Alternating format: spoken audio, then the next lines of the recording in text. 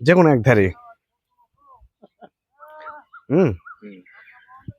Hello guys, এই মুহূর্তে আমি রয়েছি বাঙ্গির জমিতে। বাঙ্গির জমি থেকে আপনাদেরকে সুস্বাগতম জানাচ্ছিলাম। আসলে বর্তমান যুগে কিন্তু এই গ্রামগঞ্জে কিন্তু এই বাঙ্গির চাষ কিন্তু কমই দেখা যায়। তার মধ্যে এটা দেশি বাঙ্গি আমরা লক্ষ্য করছি।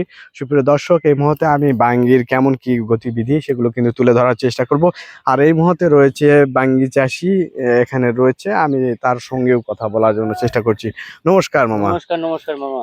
আপনি বাঙ্গি এগুলো দেশি বাঙ্গি চাষ হ্যাঁ, করেছেন? দেশি বাঙ্গি তো ইতিপূর্বে চাষ করছেন? চাষ করেছি। হ্যাঁ, কেমন ফল ভালো ফলন পেয়েছেন? মোটামুটি, ফলন খুব ভালো।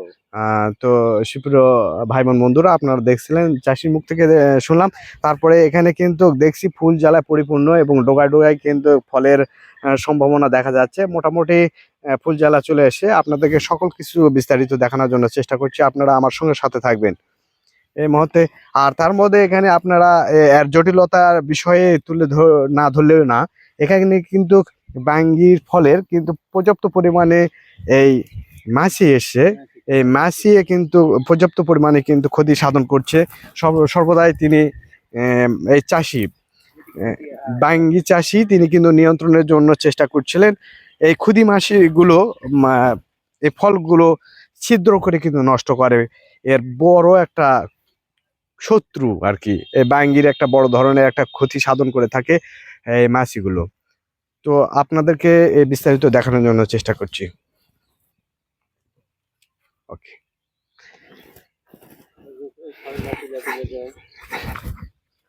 ফল এই যে এখানের একটা রয়েছে, বড় ফল রয়েছে। আসলে জায়গায় জায়গায় সবেমাত্র শুরু হয়েছে। তো আশা করছেন তিনি এখান থেকে ভালো একটা ফসল উৎপাদন পাবেন, এই আশা প্রত্যাশা রেখেছেন।